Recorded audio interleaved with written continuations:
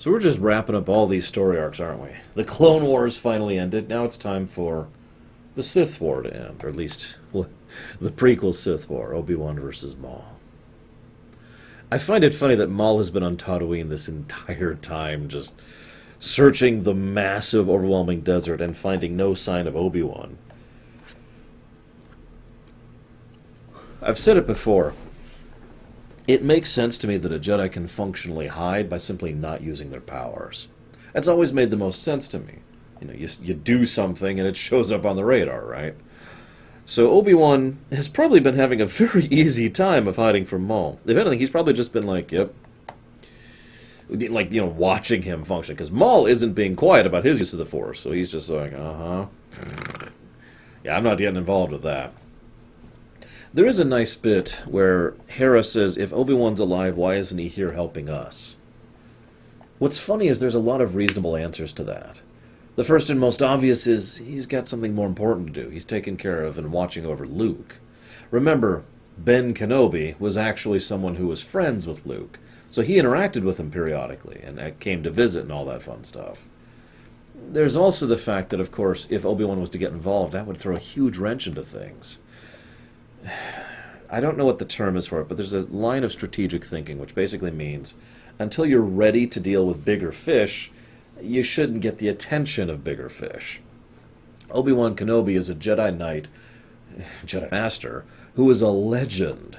If any word leaked out at all that they had Obi-Wan Kenobi on their side, that would call everything down upon the rebel groups. Never mind Vader, who would obviously get involved in that personally, just like he does on the Death Star in A New Hope. No, that is... that's basically lighting off a beacon saying, hello, we're over here. That would be horrible for the rebel forces. And, of course, well,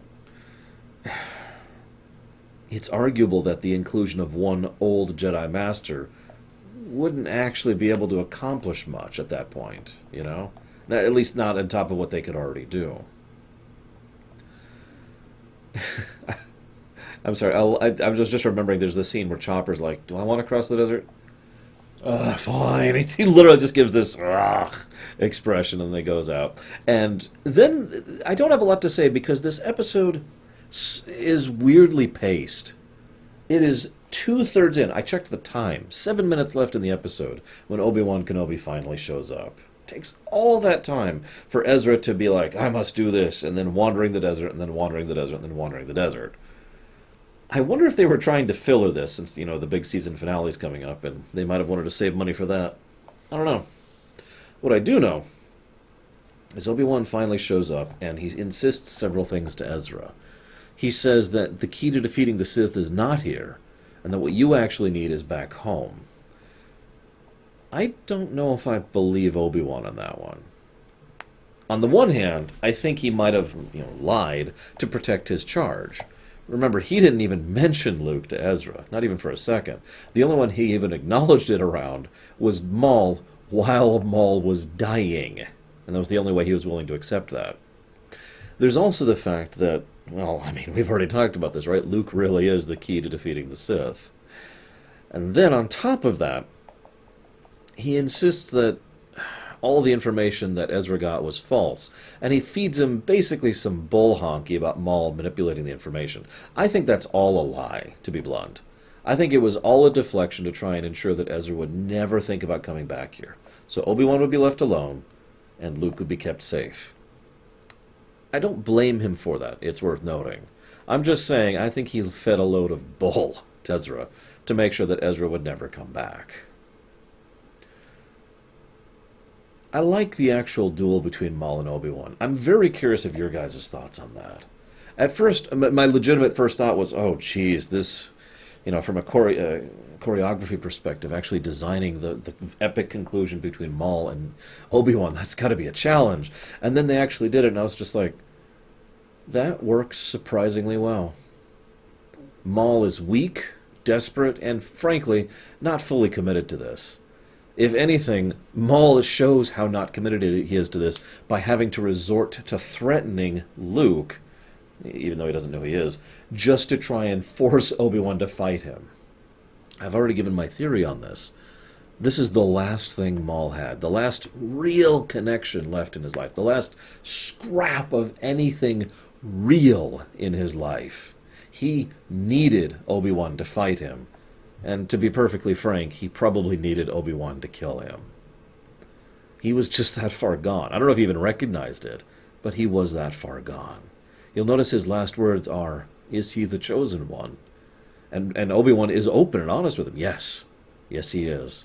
And then Maul is like, well, then he will avenge us. And I love how Maul says us there, because that can encompass a whole range of people. I like to think that in those moments he mostly meant himself and Obi-Wan, two Jedis, two Force users, whose lives were destroyed by the machinations of Palpatine. But at the same time, I have a feeling there's a lot of other names that could be included in that easily. All of the sisters, all the Night Sisters, his own brother, every friend he ever had back in the day before he was taken in and trained to become Maul. Everything. Everyone who was ruined by Palpatine. What do you think he was referring to when he said us? And then, of course, Obi-Wan goes to see Luke. And what I find most interesting is Obi-Wan's reaction is basically, I only find that interesting because it implies that that is Obi-Wan firmly considering that Luke really is the chosen one who will bring balance to the Force, the one who will end the Sith. Obviously, he's believed that to some extent or another since he's committed his life to it, but having Ezra show up and mentioning the holocrons, that's probably let's call it the reassurance that Obi-Wan probably needed after being out here on this stupid desert for 15 years, knowing that, yes, this really is going to be worth it someday. Just a nice little touch there. Let's go ahead and hit the season finale, guys. See you next time.